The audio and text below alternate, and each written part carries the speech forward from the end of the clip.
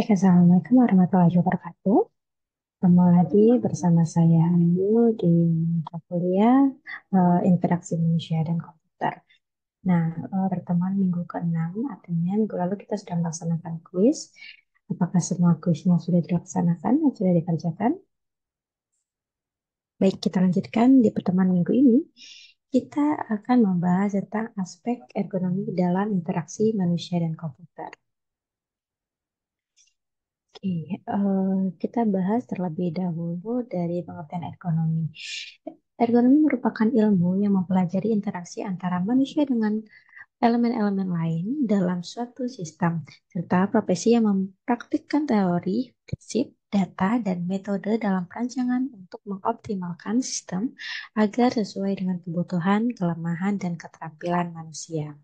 Nah, suatu bidang studi yang mencari atau menangani desain, peralatan, ataupun tugas-tugas yang cocok dengan kapabilitas manusia dan limitnya merupakan faktor kenyamanan kerja. Nah, ergonomi ini harus memahami seluruh keadaan manusia, baik dari segi anatomi, psikologi, psikologi, engineering, manajemen, dan desain ataupun perancangan untuk membuat desain tugas yang eh, berguna untuk aturan atau kebijaksanaan dalam suatu pekerjaan. Nah, kemudian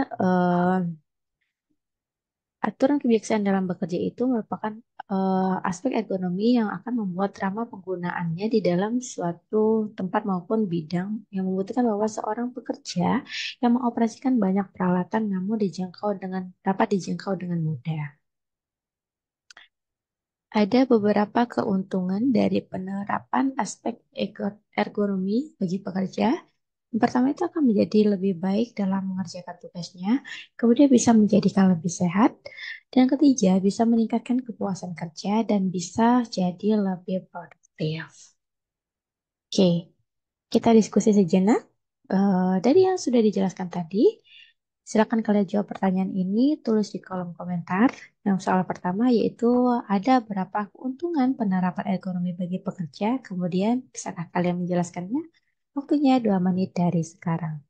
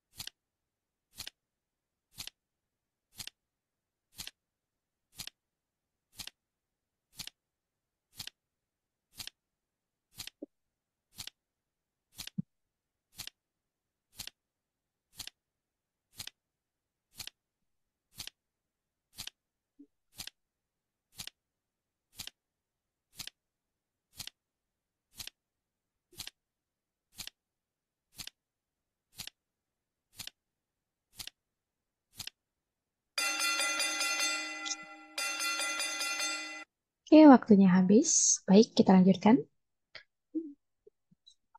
Oke, ada aspek ergonomi dari stasiun kerja.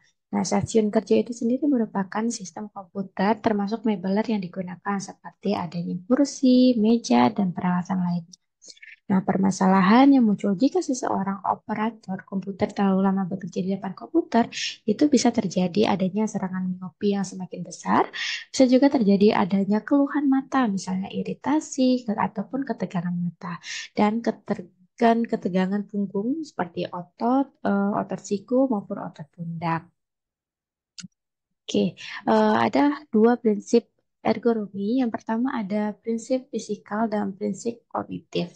Kita bahas terlebih dahulu dari prinsip fisikal. Nah, prinsip fisikal ini kita harus menjadikan segala sesuatu mudah untuk dijangkau, kemudian bekerja dengan tinggi yang sesuai atau cocok dengan diri kita, kemudian bekerja dengan postur yang sesuai dan mengurangi pengeluaran tenaga yang berlebihan, kemudian meminimalkan kepenatan maupun keletihan. Nah, selanjutnya kita harus bisa mengurangi pengulangan yang berlebihan dan memberikan jarak ruang maupun akses, kemudian meminimalkan kontak stres dan memberikan mobilitas dan merubah postur ataupun posisi. Kemudian kita menciptakan lingkungan yang menyenangkan seperti misalnya adanya pencahayaan yang tepat, temperatur yang tepat, dan menahan getaran. Oke, dari yang sudah dijelaskan tadi, ada berapa tentang prinsip-prinsip fisikal? Bisakah kalian menjelaskannya? Saya beri waktu 2 menit dari sekarang.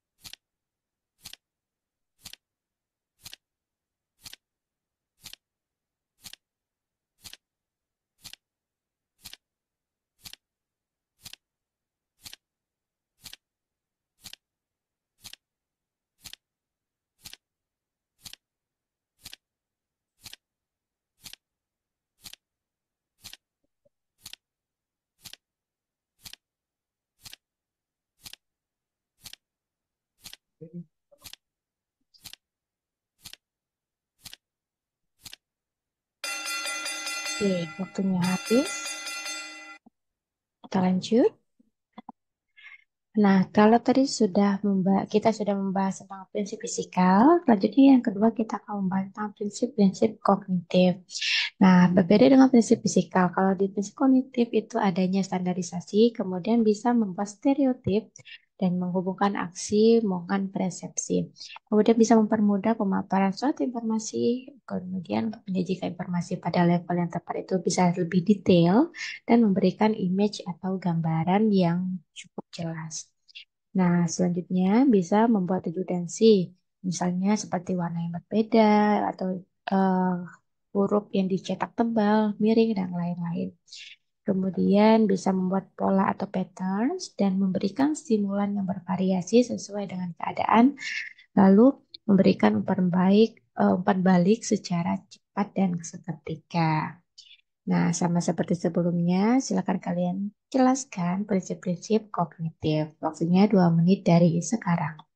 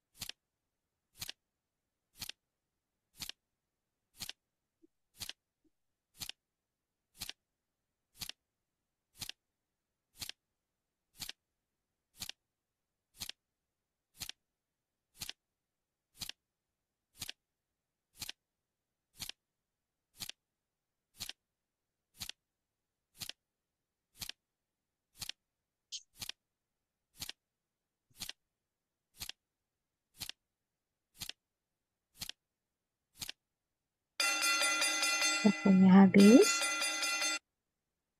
Lanjut. Selanjutnya kita membahas tentang pencahayaan. Ada beberapa tujuan dari pencahayaan. Yang pertama, kita dapat menghindarkan user dari cahaya terang langsung ataupun pantulannya. Yang kedua, memperoleh keseimbangan antara kecerahan atau brightness layar, tampilan, dan kecerahan yang ada di depan user.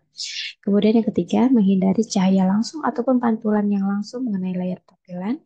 Dan yang keempat, memberikan keyakinan bahwa ada pencahayaan yang cukup untuk pekerjaan yang tidak menggunakan layar tampilan. Kemudian ada beberapa sumber cahaya, yaitu yang pertama cahaya langsung. Cahaya langsung itu sendiri berasal dari matahari yang menerobos masuk lewat jendela ataupun sumber cahaya buatan seperti misalnya adanya cahaya dari bohlam lampu dan lain-lain. Yang kedua adanya cahaya tidak langsung. Nah, cahaya tidak langsung ini merupakan cahaya yang dipantulkan oleh tembok ataupun partisi seperti langit-langit rumah ataupun plafon, bisa juga dari lantai rumah atau bahan yang ada di sekitar layar tampilan, misalnya seperti pemegang dokumen, bagian atas dari meja yang digunakan ataupun pakaian yang digunakan oleh seorang operator. Nah, selanjutnya kita soal yang keempat. Silakan kalian jelaskan perbedaan antara cahaya langsung dan cahaya tidak langsung. Waktunya 2 menit dari sekarang.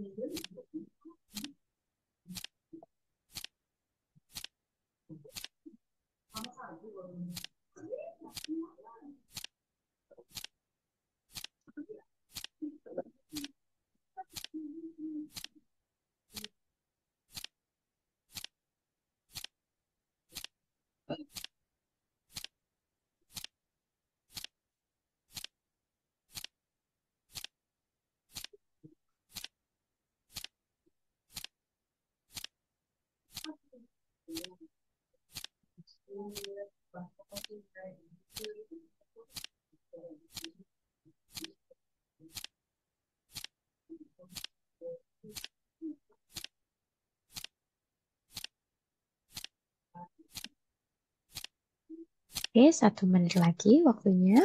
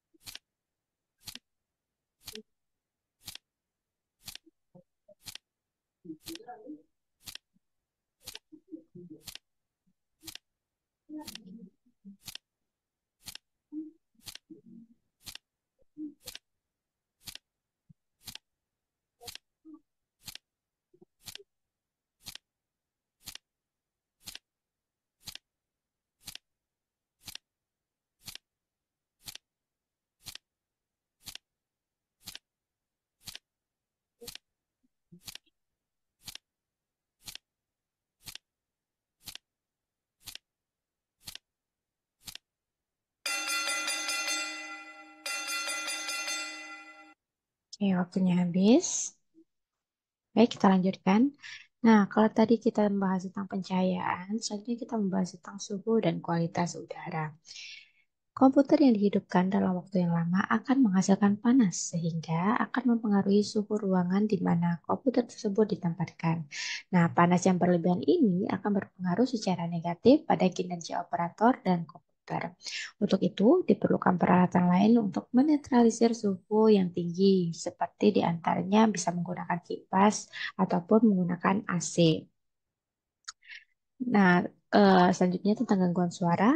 Gangguan suara itu dapat berasal dari seperti adanya suara asing, komputer, suara manusia, suara speaker, ataupun peralatan lainnya.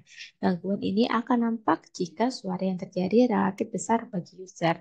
Akibatnya, user akan merasa terganggu, stres, dan konsentrasinya menjadi menurun. Nah, cara mengatasinya bisa menutup telinga dengan rapat, kemudian memasang peredam suara.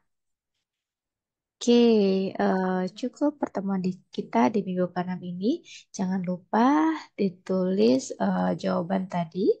Oke, Akhir minggu ini dengan wassalamualaikum warahmatullahi wabarakatuh.